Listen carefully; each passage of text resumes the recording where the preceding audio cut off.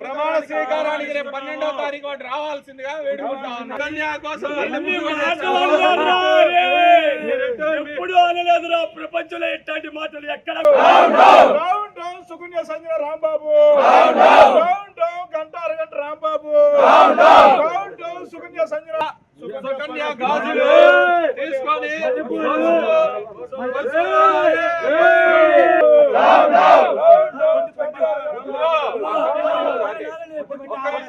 ఇంటి ముందు ఇవాళ మేము చేయాల్సి వచ్చింది, లేకపోతే ఇవాళ ఈ అవసరం కూడా మాకు వచ్చేది కాదు.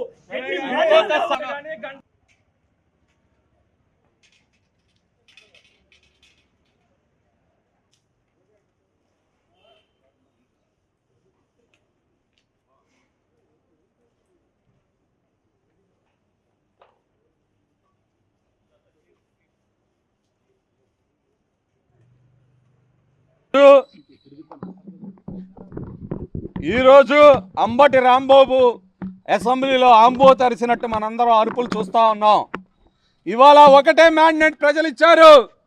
ఎక్కడ దిక్కులేని స్థితిలో ఇవాళ గుంటూరు జిల్లాలో, ఉమ్మడి గుంటూరు జిల్లాలో పల్నాడులో అడుగుపెట్టని స్థితిలో ఇవాళ రాంబాబు, ఆంబోతు రాంబాబు ఉన్న సంగతి మనందరం చూసాం.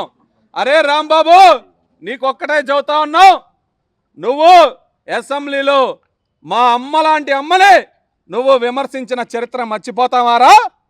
నువ్వు ఆంబోతులాగా, ఒక ఎదవలాగా, ఎదవర్నారులో ఎదవలాగా నిన్ను ప్రజలు పోలవరం, మరి పట్టిసీమ, పులిచింతల చూడమని పంపిస్తే అసెంబ్లీకి నువ్వు చూసింది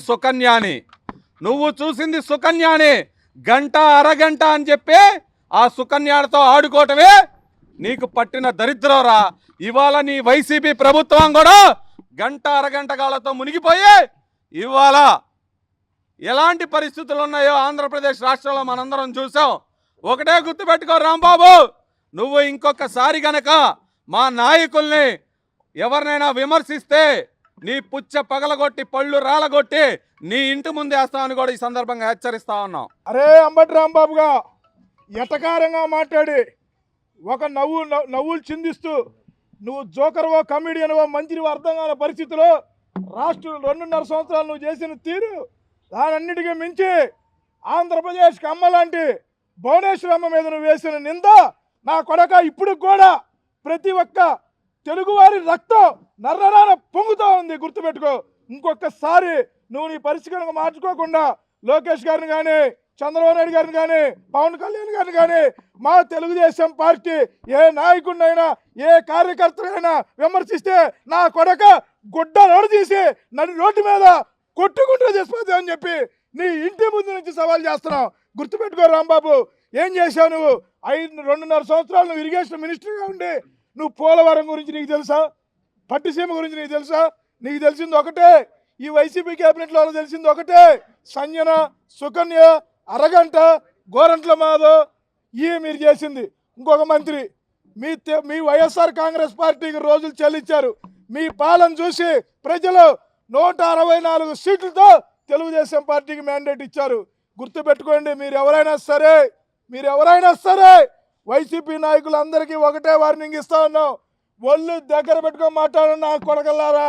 గుర్తుపెట్టుకోండి, ఒక్కొక్కడిని ఎవరైనా ఎక్కువ తక్కువ మాట్లాడితే నడి రోడ్డు మీద బట్టలోడు తీసి కొట్టుకుంటూ తెచ్చిపోదని చెప్పి తెలియజేస్తా ఉన్నాం. ఒకటే గుర్తుపెట్టుకునేది ఉంటే రాజకీయంగా విమర్శలు చేయాలి, కానీ మీరు ఇట్లా వ్యక్తిగత విమర్శలు చేసి ప్రతి తెలుగు వాడి రక్తం మరిగేలా చేశారు.